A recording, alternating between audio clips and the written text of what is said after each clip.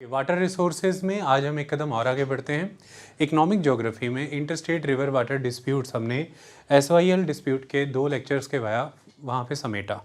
हमने कावेरी डिस्प्यूट भी बहुत अच्छे से बताया और interstate river water disputes exactly में किन चीज़ों पर बेस्ड हैं वो हमने डिस्कस किया। हमने ये कहा था कि अलग अलग डिस्प्यूट्स की एक लिस्ट आपको बताएंगे जब हम डिस्प्यूट्स को इंटरनेशनल लेवल पे भी कवर कर लेंगे। तो आज जो हम टॉपिक करने जा रहे हैं अब वो इंडिया के भीतर का नहीं, ऐसी बहुत सी रिवर्स हैं जो भारत और दूसरे मुल्कों के बीच में बहती हैं, इंडिया और अदर स्टेट्स यानी कि इंडिया और अदर नेशंस के बीच में बहती हैं। उनको लेकर के भी बहुत से समझौते हैं, देयर आर मैनी कॉपरेशंस। तो इन्हें इंटरनेशनल कॉपरेशन के टॉपिक के तहत मेंशन किया गया है आपकी बुक में इन द DR खुल्लर। आप जानते हैं किस तरीके से इसे कवर करेंगे। हम क्यों यानी कि बेस या हिंट तो उसी बुक से लेंगे, बट हम इनकी मौजूदा समय तक जितनी भी डेवलपमेंट्स हुई हैं उनको डिटेल में कवर करेंगे ताकि आपकी ज़रूरतें सारी पूरी हों। हम इसमें बगलीहार डैम को लेकर के जो डिस्प्यूट था हम आपको बताएंगे। अभी मौजूदा समय में भारत पाकिस्तान के बीच में Ratle hydro electric power project और Kishanganga hydro electric power project, Kishanganga and Ratle, इन 2 हाइड्रो इलेक्ट्रिक पावर प्रोजेक्ट्स को लेकर के डिस्प्यूट है। There are many issues. उसको लेकर के मौजूदा समय में जो भी चीज़ें डेवलप हुई हैं उनमें जो वर्ड्स आ रहे हैं, जो कॉन्सेप्ट्स आ रहे हैं वो आपको समझ आएंगे। हम यहाँ तक लेकर के आएंगे। हम शुरुआत इंडस वाटर ट्रीटी से करेंगे। तो इंटरनेशनल कोऑपरेशन में भारत और पाकिस्तान के बीच में क्या साझेदारी है, क्या करार हुए हैं, इस कॉन्टेक्स्ट में हम शुरुआत करेंगे। हम भारत के पड़ोसी अलग अलग मुल्कों के साथ भारत के क्या करार हैं हम उनको कवर करते चले आगे बढ़ेंगे। और फिर हम इस टॉपिक वाटर रिसोर्सेज के अंतिम अध्याय वाटर कंजर्वेशन में चले जाएंगे, जिसमें अलग अलग तरीके बताए गए हैं वाटर को कंजर्व करने के। और हमारा वाटर रिसोर्सेज हमारी टिल डेट अपडेट अप्रोच के वाया ख़त्म हो जाएगा, जिसमें आपकी वो सारी ज़रूरतें पूरी हैं कि आप किसी भी जर्नल, मैगज़ीन या किसी भी नेशनल इंटरनेशनल लेवल डिस्प्यूट के रिगार्डिंग कोई डिबेट पढ़ें, सुने, आपको सब समझ आएगा क्योंकि हमने हर महीने में इस टॉपिक को कवर कर दिया है, द वाटर रिसोर्सेज। तो चलिए शुरुआत करते हैं इंडस वाटर ट्रीटी से। सारे पहलू इसके हम आपको समझाएंगे। न्यूट्रल एक्सपर्ट क्या होता है, कोर्ट ऑफ आर्बिट्रेशन क्या होता है, और परमानेंट जो कमीशन है इंडस वाटर ट्रीटी कमीशंस वो क्या है, उसकी क्या भूमिका है। We will discuss everything about it. Okay, all the MCQs, all the mains question. 2016 का मेंस का क्वेश्चन है, उस क्वेश्चन को पढ़ के ही आपको नेचर क्लियर हो जाएगा कि टॉपिक हमें इतनी डिटेल में क्यों कवर करना है। क्वेश्चन ये कहता है, आपको ये कहता है कि सबसे पहले कहता है कि इंडस वाटर ट्रीटी का अकाउंट प्रेजेंट करिए, बताइए उसके बारे में। और सेकंड चीज़ वो ये कहता है कि इसकी इकोलॉजिकल, इकोनॉमिक और पॉलिटिकल इम्प्लीकेशंस क्या हैं बदलते हुए बायलेटरल रिलेशंस को ध्यान में रखते हुए। यानी कि भारत पाकिस्तान के बीच में जो द्विपक्षीय संबंधों में बदलाव आ रहा है, द चेंजिंग बायलेटरल रिलेशंस, उसके संदर्भ में, उसके कॉन्टेक्स्ट में बताइए कि इंडस वाटर ट्रीटी के economic, political and ecological implications क्या हैं और इंडस वाटर ट्रीटी की इन्फॉर्मेशन दीजिए। तो अब इस हिसाब से आपको क्वेश्चन का नेचर क्लियर होता है कि वो काफ़ी कॉम्प्रिहेंसिव है, डीप है। ओके, उसी कॉन्टेक्स्ट में हम इसे ले जाएंगे ताकि आपका पर्सपेक्टिव डेवलप हो कि सिविल्स के पॉइंट ऑफ व्यू से हमें इसे कैसे गेन करना है। शुरुआत है Indus water treaty. It is water distribution treaty between India and Pakistan. तो ये भारत पाकिस्तान में हुए समझौते के ऊपर एक ट्रीटी है। Arranged and negotiated by the world bank. World bank भी इस ट्रीटी का सिग्नेटरी है। भारत है, पाकिस्तान है और वर्ल्ड बैंक है। ये ट्रीटी अरेंज और नेगोशिएट वर्ल्ड बैंक ने कराई और आज भी वर्ल्ड बैंक की बहुत सी भूमिकाएं हैं इस ट्रीटी से जुड़ी हुई। Okay, so it is the water distribution treaty between India and Pakistan arranged and negotiated by the World Bank to use the water available in the Indus River and its tributaries, the 5 major tributaries. Indus Water Treaty का जो content है वो यही कहता है, the 5 major tributaries, Jhelum है, चिनाब है, रावी है, ब्यास है, सतलुज है। ये 5 सिंधु की बड़ी ट्रिब्यूटरी हैं। तो कुल हम बड़ी 6 नदियों की बात कर रहे हैं इंडस रिवर सिस्टम के तहत। इंडस और उसकी 5 मेजर ट्रिब्यूटरीज, 5 बड़ी सहायक नदियों की बात हो रही है। ओके, तो वही यहाँ पर कहा गया है कि to use the water available in the Indus river and its tributaries. It was signed in Karachi on 19 सितंबर 1960। तो ये पाकिस्तान के कराची में 1960 में साइन की गई है। उस समय के भारत के प्रधानमंत्री जवाहरलाल नेहरू भारत को रिप्रेजेंट कर रहे थे इसे साइन करते हुए, और उस समय में Pakistani president Ayub Khan was there. Okay, so the Pakistani president Ayub Khan and Indian Prime Minister Jawaharlal Nehru, इनके द्वारा ये ट्रीटी साइन की गई है 1960 सितंबर मंथ, स्पेसिफिकली 19 सितंबर in Karachi, Pakistan. The treaty gives control over the waters of the three eastern rivers, that is the Beas, the Ravi and the Satluj, to India, while control over the waters of the three western rivers, the Indus, Chenab and Jhelum, to the Pakistan। यहाँ पर eastern western आपको उस तरह से नहीं count करना है जैसे आप eastern and western tributaries count करते हैं, या ईस्ट बैंक ट्रिब्यूटरी या वेस्ट बैंक ट्रिब्यूटरी या राइट बैंक ट्रिब्यूटरी या लेफ्ट बैंक ट्रिब्यूटरी आप काउंट करते हैं, ये वैसे नहीं करना है। आप मेनली ट्रिब्यूटरीज कैसे देखते हैं, ईस्ट और वेस्ट बैंक, आप इस तरह से वे देखते हैं कि रिवर अपस्ट्रीम से लो स्ट्रीम फ्लो कर रही है, तो उसमें अगर हमने पानी की किश्ती डाली है तो हमारा मुंह किधर को होगा। तो सपोज़ करिए कोई रिवर इस तरह से ऊपर से नीचे की ओर आ रही है, तो फिर नेचुरली आपका फेस किधर होगा, इस तरफ, ऊपर से नीचे की ओर, किश्ती इसी तरफ जाएगी, तो फिर इस हिसाब से आपका राइट बैंक ये हुआ। उस हिसाब से फिर आपका यहाँ पर इस कॉन्टेक्स्ट में आपका ईस्ट क्या हुआ, ये हुआ, लेफ़्ट बैंक ये हुआ, वेस्ट ये हुआ। तो West Bank tributary, left bank tributary, east bank tributary, right bank tributary, इस तरह से ये शब्द इस्तेमाल में आते हैं। लेकिन यहाँ पर अब जब हम यहाँ पर बात कर रहे हैं the eastern reverse and the western reverse, तो हमने किस कॉन्टेक्स्ट में करना है। यहाँ पर हम इस तरह से बात कर रहे हैं जब हम सामने से खड़े होते हैं, और सपोज़ करिए कि आप भारत का नक्शा देख रहे हैं, तो जब सामने से खड़े होते हैं और भारत का नक्शा देखते हैं तो आपके नॉर्थ में हिमालयस हैं, आपके ईस्ट में बे ऑफ बंगाल है, आपके वेस्ट में कौन है, दैट इज़ अरेबियन सी, और आपके साउथ में है द कन्याकुमारी। ओके, तो आप सामने से खड़े होकर के देख रहे हैं, तो देन ईस्ट में, देन वेस्ट में।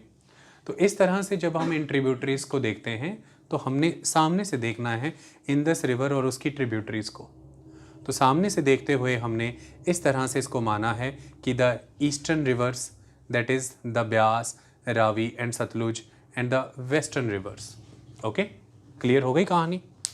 The western rivers that is the, जो किसके पास चली गई हैं, पाकिस्तान के पास, जिसमें झेलम आती है, चिनाब आती है और इंदस खुद भी आती है। इतनी बात क्लियर। तो इस तरह से ईस्टर्न एंड वेस्टर्न, हो सकता है मैं एक इमेज के वाया आपको ये दिखा दूं, आप इसको समझ लीजिए।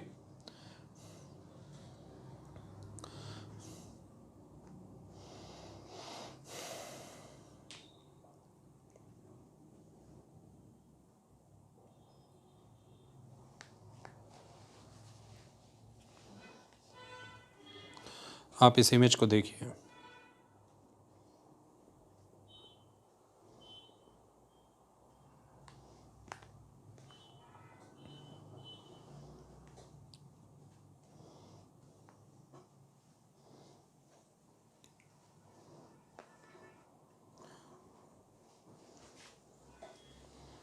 ये देखिए,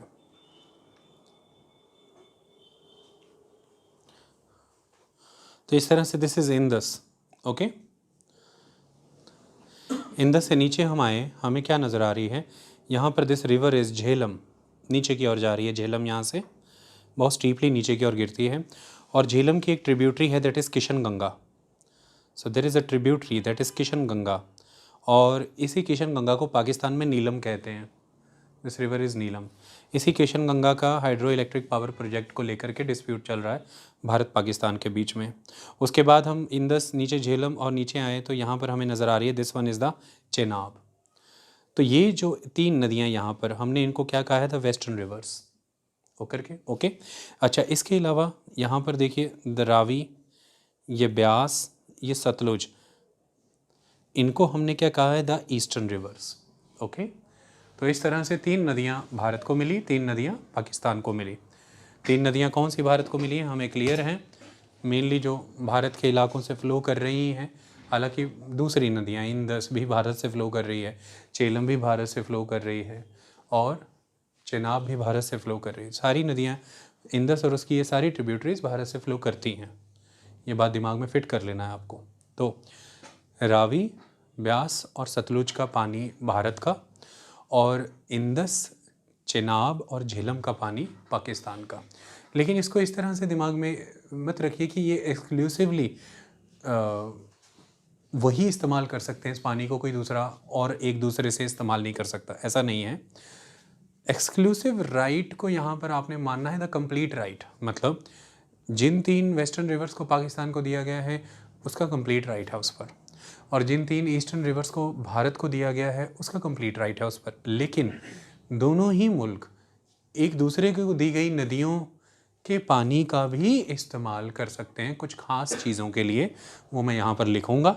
शर्त यह है कि दोनों को जो नदियों का पानी एलोकेट हुआ है उसमें कोई कमी नहीं आनी चाहिए। दोनों ही देशों को जो जो रिस्पेक्टिव रिवर्स दे दी गई हैं उनका जो जल उनमें बांटा गया है, आवंटित किया गया है, एलोकेट किया गया है, उसमें कोई कमी नहीं आनी चाहिए। इस चीज़ को ध्यान में रखिए। फिर आपको कुछ ऐसे कार्य हैं जिनके लिए उन नदियों का पानी भी इस्तेमाल करने का अवसर मिला है जो नदियाँ दूसरे मुल्क को दी गई हैं। तो जैसे पाकिस्तान उन रिवर्स को यूज़ कर सकता है, तो पाकिस्तान तो यूज़ करेगा क्योंकि वो डाउन स्ट्रीम है, तो वहाँ पर वो नदियाँ जा ही रही हैं। एग्जाम्पल के तौर पर समझिए, पाकिस्तान यूज़ कर सकता है ईस्टर्न रिवर्स को जो इंडिया को मिली हैं, और इंडिया यूज़ कर सकता है वेस्टर्न रिवर्स को जो पाकिस्तान को मिली हैं। वेस्टर्न रिवर्स जो पाकिस्तान को मिली हैं, किन कामों के लिए यूज़ कर सकता है वो हम बात करेंगे। लेकिन शर्त यही है कि जो पानी उन्हें आवंटित हुआ है उसमें कटौतियाँ नहीं होनी चाहिए, उसमें कोई फ़र्क नहीं आना चाहिए, उस फ्लो में कोई डिफरेंस नहीं आना चाहिए। ये बात आपको इंश्योर करनी है। ओके, बाकी फिर कोई समस्या नहीं, इस चीज़ को दिमाग में रखना। कई बार क्वेश्चन आ जाता है, उसमें स्टेटमेंट वाइज ये पूछ लिया जाता है कि ईस्टर्न रिवर्स उनको मिली हैं, वेस्टर्न उनको मिली हैं। ये बात सही है, और ये है कि दोनों का एक्सक्लूसिव वाटर राइट है, और कोई भी मुल्क एक दूसरे के में डिवाइडेड इन रिवर्स के पानी को किसी भी मैनर में यूटिलाइज़ नहीं कर सकता। ये स्टेटमेंट गलत है। ऐसा नहीं है, कुछ पर्पसेस के लिए you can utilise that water. शर्त यह है पानी का बहाव ना परेशान हो। ओके, तो यही है, तो पढ़ लेते हैं। The treaty gives control over the waters of the 3 eastern rivers, the Beas, Ravi and Satluj, to India, while control over the waters of the 3 western rivers, the Indus, Chenab and Jhelum, to Pakistan. It was signed after 9 years of negotiations. लगभग 1951 से ये negotiations चलती रही। मैं आपको ये बता दूँ, 1948 की भारत पाकिस्तान में जो वॉर हुई थी, उस वॉर के तहत रिसोर्सेज के बंटवारे को लेकर के रिवर वाटर के शेयरिंग का डिस्प्यूट एक मेन डिस्प्यूट था। रिवर वाटर शेयरिंग की सेटलमेंट एक मेन सेटलमेंट का पर्पस था। Okay, that was a main conflict at that point of time. इस चीज़ को ध्यान में रखना है। तो 1951 से ही ये प्रयास चलते रहे, ये दोनों मुल्कों में पानियों के बंटवारे को कैसे बांटा जाए, कैसे स्टेबल किया जाए। 1960 में जा कर के ये सफल हुआ, 9 साल लगे इसको। ओके, लेकिन जब ये सफल हुआ तो कुछ खासियतें हैं इस ट्रीटी की, इसे कुछ ऐसे ऊंचे दर्जे प्राप्त हैं। वो क्या? The treaty is seen as one of the most successful international treaties. ये दुनिया की सफलतम ट्रीटियों में से एक ट्रीटी मानी गई है। One of the most successful treaties, it has survived frequent tensions including the conflict and has provided a framework for irrigation and hydro power development for more than half a century. Okay, लगभग आधी शताब्दी हो चुकी है ये irrigation के लिए, hydro power development के लिए इसने एक फ्रेमवर्क प्रोवाइड किया हुआ है, जिसके तहत आज दिन तक पाकिस्तान और भारत में हाइड्रो पावर डेवलपमेंट और इरिगेशन से जुड़े काम इन नदियों पर चल रहे हैं। वो इसी इंदस वाटर ट्रीटी के फ्रेमवर्क के अंडर ही चल रहा है, और ये सफलतम रूप में चल रहा है। ये दुनिया की सक्सेसफुल ट्रीटीज़ में से एक ट्रीटी मानी गई है, जबकि हम जानते हैं कि 1947 से लेकर के अब तक भारत पाकिस्तान के रिश्तों में अदरवाइज़ कितने इश्यूज़ आए हैं। पॉलिटिकली, इकोनॉमिकली बॉर्डर्स क्लोज्ड हैं लंबे समय से, मैचेस तक नहीं खेले जाते रहे हैं दोनों टीम्स के बीच में, किसी तरह के एक्सचेंजेस नहीं हैं, पीछे वीज़ाज़ जो हैं वो कैंसिल किए गए थे, इवन सेलिब्रिटीज़ को, आर्टिस्टों को भी एंट्री नहीं दी जा रही थी। लेकिन उसके बावजूद भी इंदस वाटर ट्रीटी अपना काम बराबर करती जा रही है, वो एग्जिस्टेंस में है, चल रही है। Okay, former US president Eisenhower क्या कहते हैं?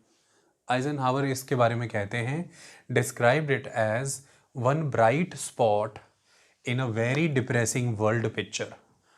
वो कहते हैं कि ये एक ऐसा उजला हुआ सा दीपक के रूप में जल रहा है, इतना ब्राइट स्पॉट है, जबकि ओवरऑल वर्ल्ड पिक्चर देखें रिसोर्स शेयरिंग को लेकर के, खासतौर वाटर डिस्ट्रीब्यूशन, चाहे वो इजराइल और सीरिया के बीच में पानी के बंटवारे की बात हो, चाहे वो चीन और बाकी मुल्क जो साउथ ईस्ट एशिया के उनके बीच में पानी के बंटवारे को लेकर के बात हो, चाहे वो ईरान इराक के बीच में सत अल शरब रिवर के पानी को लेकर के झगड़ों की बात हो, तमाम दुनिया भर को देखें तो जो नज़र आता है उसके मुकाबले अगर देखें तो इंडस वाटर ट्रीटी एक राह दिखाती है कि ये एक सलीका है पानियों को बांटने का।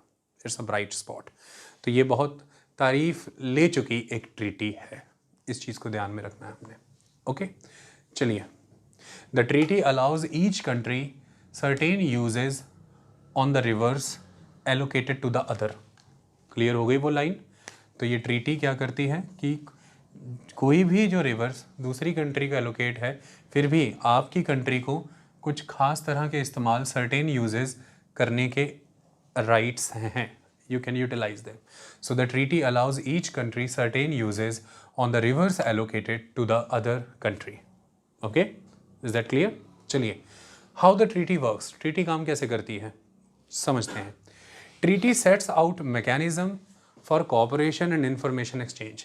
ट्रीटी ने दोनों मुल्कों के बीच में एक दूसरे के साथ सहयोग करने के लिए और जानकारियां साझा करने के लिए एक मैकेनिज़्म इस्टेब्लिश किया है। इस मैकेनिज़्म का नाम क्या है? This mechanism is known as permanent Indus commission. तो एक परमानेंट इंदस कमीशन है, permanent Indus commission, this is that, यही है वो मैकेनिज़्म। इसी इंदस कमीशन के वाया रेगुलरली इन दोनों मुल्कों के बीच में नदियों का बहाव, नदियों पर हो रहे विकास के प्रोजेक्ट, नदियों के पानी का डाइवर्जन, उसके इस्तेमाल, हर चीज़ को लेकर के इन्फॉर्मेशन शेयर होती रहती है। दोनों मुल्क एक दूसरे के साथ इसी इंदस वाटर कमीशन के वाया कॉपरेट करते हैं।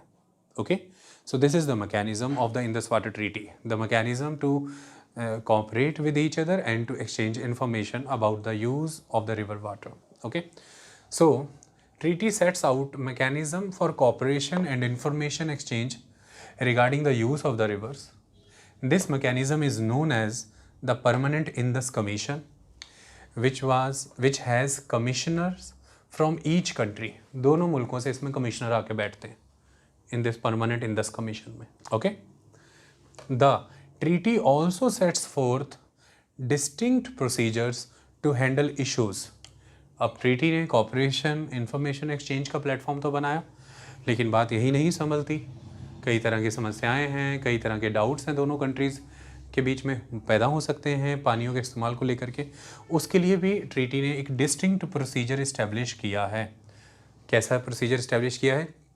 3 हिस्सों में चीज़ों को बांटा है, क्वेश्चंस, डिफरेंसेस, डिस्प्यूट्स। तो 3 हिस्सों में चीज़ों को बांट दिया, क्वेश्चंस, डिफरेंसेस एंड डिस्प्यूट्स। जैसे सपोज करो कि Bharat Kishan Ganga hydro electric power project Kishan Ganga river पर लगाने जा रहा है, और किशन गंगा झेलम की ट्रिब्यूटरी है, तो ये वेस्टर्न रिवर्स कंपार्टमेंट में आती है, तो ये तो पाकिस्तान को मिली हुई है। ऐसे में मान लीजिए कि किशन गंगा रिवर का वाटर झेलम रिवर बेसिन में डाइवर्ट करने का काम करता है भारत किसी टनल के via for the hydro electricity. तो उस पर बहुत सारे क्वेश्चंस हो सकता है हों पाकिस्तान के कि मेरे ये क्वेश्चंस हैं, इनके आंसर करिए कि आप पानी किस मैनर में डाइवर्ट कर रहे हैं, कितना पानी डाइवर्ट कर रहे हैं, प्रोजेक्ट का साइज़ क्या है, आपने पानी पीछे स्टोर तो नहीं कर रखा है। क्यों? क्योंकि इंदस वाटर ट्रीटी के तहत जो रिवर्स दूसरे मुल्क को एलोकेटेड हैं, उस रिवर का पानी आप, ये मुल्क जिसको एलोकेटेड नहीं है, ये मुल्क हाइड्रो इलेक्ट्रिक पावर जनरेट करने के लिए यूज़ कर सकता है, लेकिन कौन से प्रोजेक्ट के via? Run of the river project. Run of the river project का मतलब यहाँ पर वो होता है कि आप लाइव स्टोरेज ऑफ वाटर नहीं कर सकते। Run of the river project जो होते हैं उसमें रिवर का रन ऑफ ही हमने यूज़ करना होता है, पानी का बहाव ही यूज़ करना है टरबाइन घुमाने के लिए। हम पानी को बड़े बड़े डैम्स बना के पीछे रेजरवायर नुमा पानी स्टोर नहीं कर सकते। जैसे हमने सतलुज रिवर पर डैम बनाया है, रणजीत सागर रेजरवायर है उसका पूरा। जैसे हमने ब्यास नदी पर बनाया है तो पूरा महाराणा प्रताप सागर पूरा रेजरवायर है उसका। इसी तरह से हमने रावी नदी पर बनाया है तो रणजीत सागर रेजरवायर पूरा दिखते हैं आपको। It is a live storage of the water, you have storage. But ये नहीं कर सकते आप उन नदियों पे जो नदियाँ पाकिस्तान को एलोकेटेड हैं। लेकिन फिर भी उन नदियों पर पन बिजली योजना लग सकती है, पानी से बिजली, हाइड्रो इलेक्ट्रिक पावर प्रोजेक्ट। तो कैसे? पानी किसी ऊंचाई से निचाई की ओर बह रहा है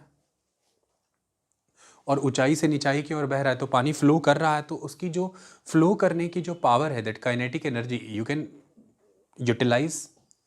तो पानी को अगर आप किसी ऊंचाई से निचाई वाले इलाके में, अच्छा खासा फ्लो है उसका, छोटी टरबाइनें घुमाने के लिए ही सही, अगर आप उसको टनल बना के या कोई चैनल बना के डाइवर्ट कर दें और वो पानी उन टरबाइनों को घुमा के आगे चला जाए फिर पाकिस्तान में एज इट इज़ ही, इसके लिए तो पानी तो वैसे भी बह रहा था, सिर्फली खाली बह ही जाना था। और बहते बहते उसने अगर टरबाइन घुमा दी तो क्या प्रॉब्लम है? और घुमा के जितना पानी बिना टरबाइन घुमाए, बिना हाइड्रो पावर प्रोजेक्ट के पाकिस्तान में जाना था, उतना ही पानी टरबाइन घुमा के भी जा रहा है, कुछ हुआ तो नहीं। तो ऐसा वाटर का नेचुरल जो रन ऑफ है उसको यूज़ करके अगर आप पन बिजली बना रहे हो, हाइड्रो पावर, तो बना लो। लेकिन आपने नदी के फ्लो को डाउनस्ट्रीम रोका है, पीछे रिजर्वायर बनाया स्टोरेज, फिर उसमें ऐसे फ्लड गेट्स लगा के पानी को आपने रोक के रखे हैं। ऐसे प्रोजेक्ट्स आर नॉट अलाउड। ठीक है, तो run of the river project कौन से होते हैं? जिनमें स्टोरेज, लाइव स्टोरेज की अनुमति नहीं है, स्टोरेज नहीं होता है, almost negligible type of storage और नो स्टोरेज। ऐसे प्रोजेक्ट आप पन बिजली के लगा सकते हो। बार बार ये एम्फेसाइज कर रहा हूँ क्योंकि बार बार भारत अपना ये केस रखता है कि western rivers definitely allocated to the Pakistan, but according to the treaty we are going by the terms and conditions of the treaty. These are the run of the river projects, hydroelectric power projects, and किसी तरह से कोई पानी के बहाव में कमी नहीं की गई है जो पाकिस्तान को जा रहा है। और लेकिन पाकिस्तान को इसे जानने का हक है भाई, ऐसा ही भारत के साथ होता तो भारत को भी जानने का हक था। तो पहली स्टेज है द क्वेश्चंस, तो क्वेश्चंस के आंसर्स करने हैं, तो the first stage is the question stage. तो ये क्वेश्चन लेवल स्टेज कौन मैनेज करेगा? जो Indus water, the permanent Indus commission. तो क्वेश्चन लेवल की चीज़ें इंदस कमीशन हैंडल कर लेगा। इन क्वेश्चंस पाकिस्तान ने अपने कमिश्नर के वाया क्वेश्चंस रखवाए कमीशन में, और भारत ने अपने कमिश्नर के वाया कमीशन में आंसर्स कर दिए। लेकिन अब भारत जिस मैनर में आंसर कर रहा है, भारत जैसे ले रहा है उस प्रोजेक्ट को, पाकिस्तान उसको उस तरह से नहीं ले रहा है। पाकिस्तान ने आंसर्स पढ़े, सेटिस्फाई नहीं हुआ, और वो ये कह रहा है कि नहीं, हमारी इंटरप्रिटेशन तो ये निकल रही है, आपकी इंटरप्रिटेशन ये निकल रही है, ये समस्या लग रही है हमें। तो now there are differences on the questions, उन्हीं क्वेश्चंस पर अब डिफरेंसेस है। तो क्वेश्चन अब कन्वर्ट हो गया डिफरेंसेस में, अब हो गए मतभेद, डिफरेंसेस हो गए। ओके, अब डिफरेंसेस कौन हैंडल करेगा? ये कमीशन हैंडल नहीं करेगा। डिफरेंसेस हैंडल करने के लिए there is a neutral expert.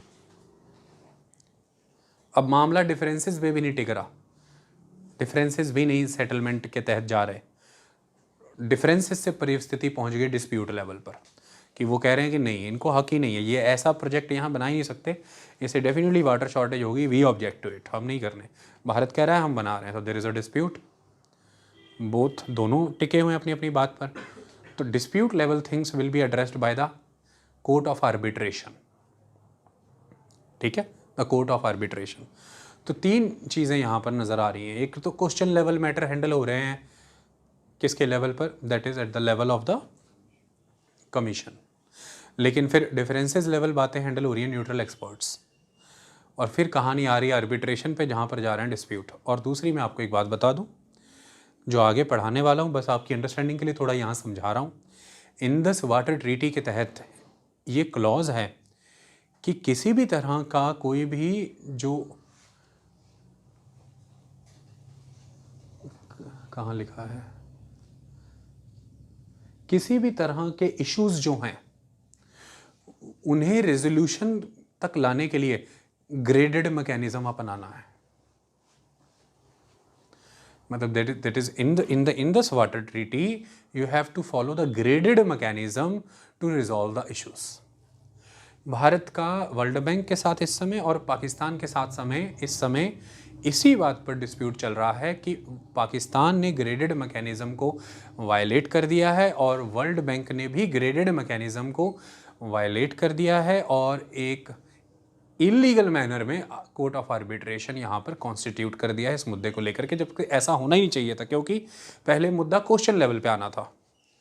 Question level पे ना आते तो फिर न्यूट्रल एक्सपर्ट पे आता, क्वेश्चन लेवल से क्वालिफाई होकर न्यूट्रल एक्सपर्ट पे जाता, मैंने क्वेश्चन से उसे डिफरेंस में बदलना था और फिर न्यूट्रल एक्सपर्ट से डिफरेंस से होते हुए इसे कोर्ट ऑफ आर्बिट्रेशन में जाना है as a matter of dispute. लेकिन ऐसा माना जाता है कि Kishanganga hydro electric power project और Kishanganga hydro electric project it is on the Kishanganga river which is Neelam in Pakistan and it is the tributary of the Jhelum river. Simultaneously, the Ratle hydroelectric power project, it is on the Chenab river. That you need to understand. Both projects are on the different river. The Baglihar dam, ये जो है it was on the Chenab river. ये भी चेनाब पर ही था। तो अब पाकिस्तान ने क्या किया कि Kishanganga hydro electric power project को लेकर के उन्होंने पहले क्वेश्चंस खड़े किए, तो वो तो कमीशन लेवल पर गए, फिर डिफरेंसेस क्रिएट हो गए, तो उन्होंने अप्रोच कर लिया वर्ल्ड बैंक को और न्यूट्रल एक्सपर्ट बनाने की बात की, लेकिन फिर उन्होंने यूनिलेटरली ही वहाँ से रिट्रैक्ट कर लिया कि न्यूट्रल एक्सपर्ट नहीं, कोर्ट ऑफ आर्बिट्रेशन बनाइए। तो भारत ने वहाँ पर ये कहा कि पहले तो ये ग्रेडेड मैकेनिज्म का वायलेशन है, जब न्यूट्रल एक्सपर्ट के लेवल पर बात का समाधान अभी कुछ आया ही नहीं है, सीधा कोर्ट ऑफ आर्बिट्रेशन कैसे बन जाएगा? This the first thing. ये ग्रेडेड मैकेनिज्म, एक एक ग्रेड में हमने आगे बढ़ना था, ये उसका वायलेशन है। और दूसरी बात कि वर्ल्ड बैंक ने कोर्ट ऑफ आर्बिट्रेशन बना लिया तो भारत उसमें शामिल ही नहीं हो रहा था, पार्टिसिपेट ही नहीं कर रहा था। फिर वर्ल्ड बैंक ने न्यूट्रल एक्सपर्ट भी बना दिया, तो भारत कह रहा है कि न्यूट्रल एक्सपर्ट और कोर्ट ऑफ आर्बिट्रेशन दो चीज़ें साइमल्टेनियसली एग्जिस्ट नहीं कर सकती, और हम उस कोर्ट ऑफ आर्बिट्रेशन में नहीं शामिल हो रहे हैं जो इलीगली कॉन्स्टिट्यूट किया गया है। अदरवाइज तो कोई प्रॉब्लम नहीं, हम जाते। न्यूट्रल एक्सपर्ट में हम पार्टिसिपेट हो रहे हैं क्योंकि उसका स्टेज बनता था, तो न्यूट्रल एक्सपर्ट में पाकिस्तान ने शामिल होना शुरू कर दिया है। Okay, that is a concept. मुझे थोड़ा सा नाम भूल रहा है, माइकल लीनो, अब मुझे नाम याद आ गया, सॉरी। तो 2022 ये सितंबर अक्टूबर की बात है, वर्ल्ड बैंक ने माइकल लीनो को न्यूट्रल एक्सपर्ट बनाया है, ठीक है। So Michael Lino is the neutral expert to the Kishanganga hydro electric power project and the Ratle hydro electric power project, जिसमें पाकिस्तान शामिल हुआ है न्यूट्रल एक्सपर्ट मीटिंग में। पहले वो रिट्रैक्ट कर गया था, अब वो शामिल हुआ है और वो दुनिया को ये कह रहा है कि देखिए मैं पीसफुली मैटर रिजॉल्व करना चाहता हूँ और मैं न्यूट्रल एक्सपर्ट में आया हूँ। न्यूट्रल एक्सपर्ट कहाँ बैठ रहे हैं, कहाँ पर सारी सुनवाई हो रही है? That is the permanent court of arbitration is in the Vienna, Austria Vienna. तो वहाँ पर न्यूट्रल एक्सपर्ट बैठ के मामले की सुनवाई कर रहे हैं, पाकिस्तान उसमें शामिल हो रहा है। लेकिन दूसरी तरफ पाकिस्तान आरोप लगा रहा है कि देखिए कोर्ट ऑफ आर्बिट्रेशन जो कि हेग से वर्क कर रहा है, द प्लेस इज हेग, वहाँ पर भारत शामिल क्यों नहीं हो रहा है? तो भारत कह रहा है हम इसलिए नहीं शामिल हो रहे हैं क्योंकि वो इलीगली कॉन्स्टिट्यूटेड है। जब न्यूट्रल एक्सपर्ट लेवल पर बात नहीं आती तो वहाँ जाती है, और न्यूट्रल एक्सपर्ट के साथ साथ ही वो बना दिया, ये नहीं चल सकता। तो we are participating in the legally constituted platform, that is the neutral expert, we are part of it. Okay, तो आपको पता होना चाहिए कि माइकल लीनो जो है वो इस समय न्यूट्रल एक्सपर्ट गठित किए गए हैं और ये वर्ल्ड बैंक के द्वारा ही किया जाता है। कोर्ट ऑफ आर्बिट्रेशन में 7 सदस्य गठित किए जाते, 7 सदस्यों की नियुक्ति होती है, ठीक है, इतनी बात क्लियर। ही और she can be the neutral expert. आगे बढ़ो, अभी एक ओवरव्यू सा दे दिया, आगे फिर पढ़ेंगे इसको, कोई बात नहीं, इतनी बात समझ में आ गई। That is a concept. तो आपको समझ में हम ट्रीटी को फटाफट मौजूदा चीज़ों से जोड़ते जा रहे हैं, आपका एक लिंक बनते जा रहा है कि प्रेजेंट में क्या चल रहा है और 1960 की ट्रीटी बोल क्या रही है। तो आगे बढ़ता हूँ। So how the treaty works? Treaty sets out mechanism for cooperation and information exchange regarding the use of the rivers and this mechanism is known as the permanent Indus commission. तो एक बॉडी तो ये हो गई, हमें क्लियर हो गया। आगे which has commissioner from each country. आगे, the treaty also sets forth distinct procedures to handle issues which may arise, that is, questions are handled by the commission. Differences and disputes is limited to the designation of individuals to fulfill certain roles in context of neutral expert or court of arbitration. तो ये differences and disputes किन के लिए हैं? Neutral expert and court of arbitration के लिए. इनमें कौन अपॉइंट होंगे? The individuals. वो इंडिविजुअल्स जिनको हम कहेंगे सर्टेन रोल फुलफिल करने के लिए. और वो सर्टेन रोल्स क्या हैं जो इंडस वाटर ट्रीटी में लिखे गए हैं, बताए गए हैं कि न्यूट्रल एक्सपर्ट कैसे काम करेगा और कोर्ट ऑफ आर्बिट्रेशन कैसे काम करेगा. वो भी इंडस वाटर ट्रीटी में मेंशन है. मतलब अपनी मर्जी से काम नहीं करेंगे ये लोग. इतनी बात समझ में आई? चलिए तो फिर आगे अब समझ लेते हैं the neutral expert process. Neutral expert process क्या है? Neutral expert, it determines the procedures under which to operate in line with the provisions of the treaty, which requires that she shall afford each party an adequate hearing, and that in making decisions she shall be governed by the provisions of the treaty. तो simply neutral expert का काम क्या है कि भारत कोई project बना रहा है, पाकिस्तान को कोई समस्या है, डिफरेंसेस की स्टेज आ गई है, कोई बात नहीं, न्यूट्रल एक्सपर्ट को बस वही प्रोसीडिंग्स डिटरमाइन करनी है जिन प्रोसीडिंग्स के तहत, सॉरी किधर चला गया, it determines the procedures. Neutral expert को वही प्रोसीजर मेंशन करना है, डिलिमिटेट करना है जिन प्रोसीजर्स के वाया या तो भारत को चलना है या पाकिस्तान को चलना है, ताकि वो ट्रीटी की शर्तों के तहत ही रहें, ट्रीटी की शर्तों के बाहर ना जाएं. तो हो सकता है एग्जाम्पल के तौर पर कुछ ट्रीटी की शर्तें भारत से वायलेट हो रही हों या कुछ ट्रीटी की शर्तें पाकिस्तान से वायलेट हो रही हों. तो न्यूट्रल एक्सपर्ट क्या करेगा? न्यूट्रल एक्सपर्ट आकर के कहेगा कि भाई ट्रीटी की शर्तों के मुताबिक आप जैसे प्रोसीड हो रहे हैं ये ठीक नहीं है, सही मैनर में प्रोसीड होने के लिए मैं प्रोसीजर मेंशन कर दे रहा हूँ. भारत को कह दिया या पाकिस्तान को कह दिया कि आप जैसे प्रोसीड हो रहे हैं सही नहीं है, ट्रीटी की शर्तों के बाहर निकल रहे हैं आप, ट्रीटी की शर्तों के तहत रहने के लिए ये प्रोसीजर मैं मेंशन करने जा रहा हूँ. मैंने ये डिटरमिन किया है कि this is the appropriate procedure to remain under the commitments of the treaty. That's all. ठीक है, इतना ही करता है. तो the neutral expert process, neutral expert determines the procedures under which to operate in line with the provisions of treaty. मतलब दोनों countries को ट्रीटी की लाइन पे चलते हुए ही ऑपरेट करना है. जब भी वो इससे लेफ़्ट राइट हो जाए तो फिर न्यूट्रल एक्सपर्ट जो है वो प्रोसीजर बता देता है कि ट्रीटी की परिपट्टी पर कैसे चलते हुए काम करना है, ट्रीटी में ही रहना है, ट्रीटी के बाहर नहीं निकलना है. अब ये जो प्रोसीजर है न्यूट्रल एक्सपर्ट का ये काम है, ये जब आप कर रहे हैं तो फिर इसके लिए ज़रूरी है दोनों पक्षों को सुने, दोनों पार्टियों को मौका देना है सुनवाई का. और जब वो मौका दे दिया, सुनवाई कर ली, तो न्यूट्रल एक्सपर्ट अपना फैसला देता है उसी प्रोसीजर के रूप में. और ऐसा करते हुए न्यूट्रल प्रोसेस भी, न्यूट्रल एक्सपर्ट भी ट्रीटी की शर्तों के बाहर जाके कुछ नहीं कर सकता. तो न्यूट्रल एक्सपर्ट भी उसी ज्यूरिसडिक्शन में उतनी ही सीमाओं में रह करके अपना प्रोसीजर एक्सप्लेन करता है, अपना जजमेंट देता है, अपना फैसला देता है जो ट्रीटी ने उसको बाउंड किया हुआ है कि इसी सीमा में रह के तुझे काम करना है.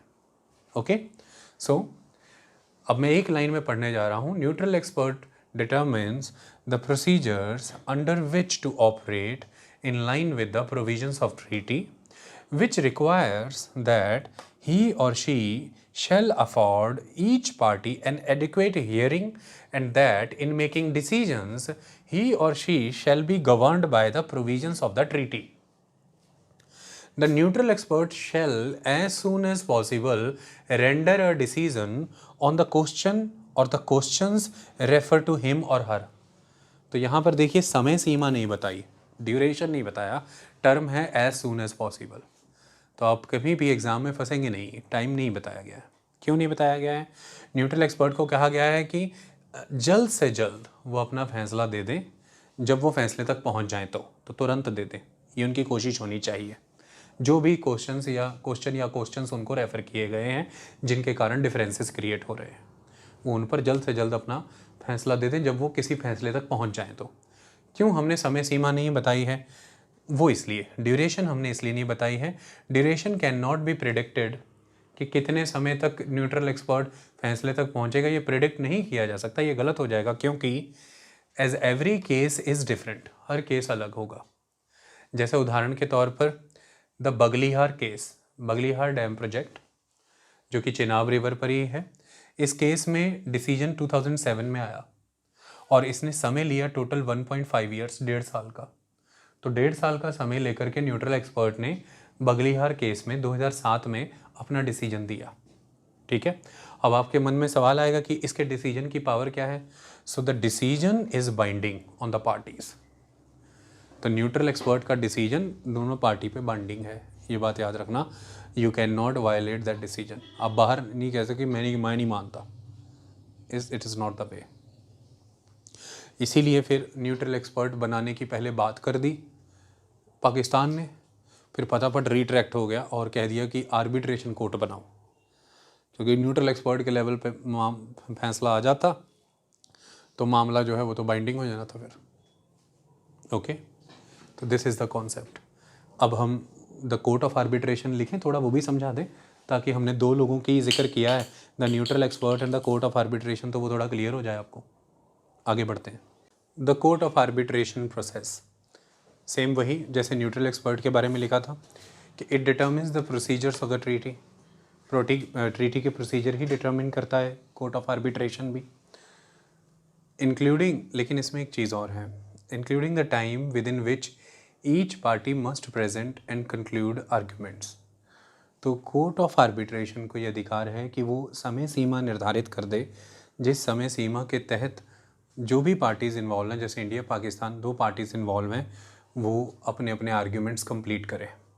मतलब उस समय सीमा के तहत वो मौजूद रहें और अपने अपने आर्ग्यूमेंट्स कंप्लीट करें। मान लीजिए कि इंडिया इन्वॉल्व नहीं भी होता और कोर्ट ऑफ आर्बिट्रेशन ने एक समय सीमा दी है कि इस समय सीमा के तहत आपको प्रेजेंट रहना है और अपने आर्ग्यूमेंट्स कंप्लीट करना है, इंडिया नहीं करता, तो कोर्ट ऑफ आर्बिट्रेशन ये कहता है इसके बावजूद भी हम कॉम्पिटेंट हैं अपना फैसला देने के लिए, अपना डिसीजन देने के लिए, और वो डिसीजन जो कि री अपील नहीं किया जा सकता, और वो डिसीजन जो कि बाइंडिंग होता है। तो डिसीजन का नेचर है बाइंडिंग, मानना पड़ेगा। इसी बात को लेकर के इस समय डिस्प्यूट चल रहा है, वो मैंने बार बार आपको समझाया, क्योंकि कोर्ट ऑफ आर्बिट्रेशन का यूनैनिमसली सब सदस्यों के बीच में सभी के द्वारा आपस में सहमति जता करके फैसला पाकिस्तान के हक़ में आया।